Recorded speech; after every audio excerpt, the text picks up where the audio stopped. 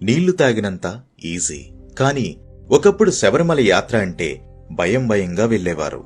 ఎప్పుడు ఏ చోట ఏ ప్రమాదం ముంచుకొస్తుందో ఎవ్వరికీ తెలిసేది కాదు. అప్పట్లో శబరిమల వెళ్లటానికి ఏరుమేలి మార్గం అనే ఒక్కదారినే ఉపయోగించేవారు.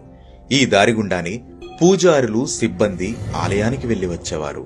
పూజారులు స్వామివారికి ప్రత్యేక పూజలు చేసేవారు కాబట్టి వీరు ఎప్పుడు వెళ్లినా గుంపులుగా ఒకే బృందంగా వెళ్లేవారు. శబరిమల పూర్తిగా దట్టమైన అటవీ ప్రాంతం కావడంతో యాత్రకి బృందాలుగా వెళ్లటం అప్పటి నుండి ఆనవాయితీగా వస్తోంది. ఇప్పటికీ అయ్యప్ప భక్తులు అలానే చేస్తున్నారు. 200 సంవత్సరాల క్రితం 70 మంది శబరిమల యాత్రకు వెళ్లారు. ఆ సంవత్సరం ఆలయ పైకప్పు ఎండుగడ్డితో, ఆకులతో కప్పబడి ఉంది. అప్పట్లో గర్భగుడిలో ఏకశిలా విగ్రహమే ఉండేది. ఆ విగ్రహానికే పూజలు చేసేవారు. 1909లో దేవాలయంలో అగ్ని ప్రమాదం జరిగింది. ఆ పరిస్థితి నుంచి తేరుకుని దేవాలయాన్ని మరల 1909 నుంచి 1910వ సంవత్సరంలో పునఃనిర్మించారు.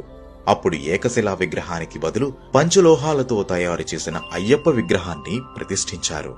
అప్పటి నుంచే పంచలోహ విగ్రహానికి పూజలు చేయడం మొదలుపెట్టారు. 1935 తర్వాత భక్తుల సంఖ్య గణనీయంగా పెరగటంతో మకర జ్యోతి దర్శనానికే కాకుండా మండల పూజ కోసం కూడా భక్తులను ఆలయంలోకి ఆహ్వానించారు. కొత్తగా చాలక్కాయ మార్గం, వడిపెరియారు మార్గం ఏర్పడటంతో శబరిమల యాత్రకు వచ్చే వారి సంఖ్య రోజు రోజుకు మరింత పెరిగింది. కేవలం మకర జ్యోతి సమయంలోనే కాక విషు, పంకుని ఉత్తరం, ఓనం వంటి పండుగల సమయంలో కూడా ఆలయ ద్వారాలు తెరిచి ఉంచేటట్లు 1945వ సంవత్సరంలో ఆలయ బోర్డు నిర్ణయం తీసుకుంది.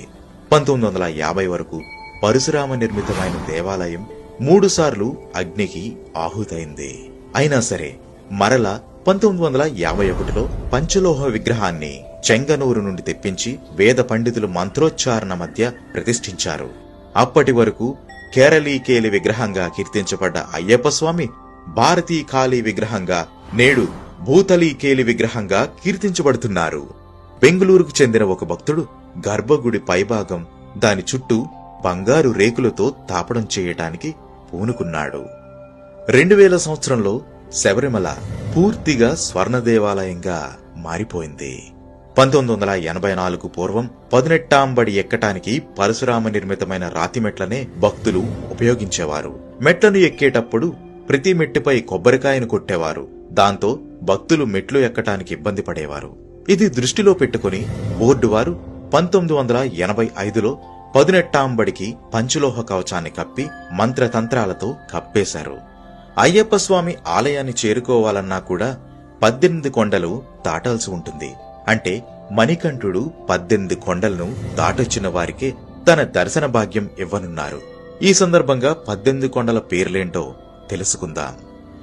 పొన్నాంబలమేడు, గౌదవమల, నాగమల, సుందరమల, చిట్టంబలమల, దైలాదుమల, శ్రీపాదమల, కలిగిమల, మాతంగమల, దేవరమల, నీల్కల్మల, దాలప్పార్మల, నీలిమల, కరిమల, పుత్తుసేరిమల, కాలైకట్టిమల, ఇంజప్పారమల, చివరిది శబరిమల.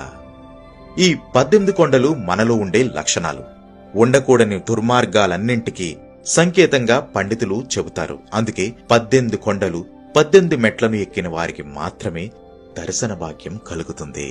ఇక మణికంఠుడు తన మెట్ల దగ్గర 18 అస్త్రాలను వదిలి వెళ్లడాన్ని పురాణాల ద్వారా తెలుస్తోంది. ఆ అస్త్రాల పేర్లేమిటో ప్రతి అయ్యప్ప భక్తుడు తెలుసుకోవాలి. మొదటగా శరం, క్షురిక, డమరుకం, కౌమోదకం, పాంచజన్యం, నాగాస్త్రం, హాలాయుధం, వజ్రాయుధం, సుదర్శనం, దంతాయుధం, నఖాయుధం, వరుణాయుధం, వాయువ్యాస్త్రం, సార్ఘ్నాయుధం, బ్రహ్మాస్త్రం, పాశుపతాస్త్రం, శూలాయుధం, త్రిశూలం. ఈ 18 ఆయుధాలు 18 మెట్ల కింద ఉన్నాయని చెబుతారు. కాబట్టి మెట్లు ఎక్కే సమయంలో భక్తులు ఒక తన్మయత్వంతో మెట్లు ఎక్కుతుంటారు. ఇక స్వామివారి ఆభరణాలను పందలంలో భద్రపరిచి ఉంచుతారు. అక్కడి నుండి మకర సంక్రాంతి రోజున 3 పెట్టెలలో ఆభరణాలను తీసుకుని 11 మంది సభ్యులు 3 రోజుల పాటు మోసుకుంటూ వచ్చి 84 కిలోమీటర్ల దూరంలో ఉన్న శబరిమలకు చేరవేస్తారు. తెచ్చిన ఆభరణాలను స్వామివారికి అలంకరించి కర్పూరహారతి గుళ్ళో ఇవ్వగానే తూర్పు దిక్కు పొన్నంబలమేడు నుండి భక్తులకు మకరజ్యోతి దర్శనం కానవస్తుంది. ఆభరణాల వెంట పందలం రాజవంశస్థులలో పెద్దవాడు కత్తి పట్టుకొని నీలిమల వరకు వచ్చి అక్కడ విశ్రమిస్తాడు.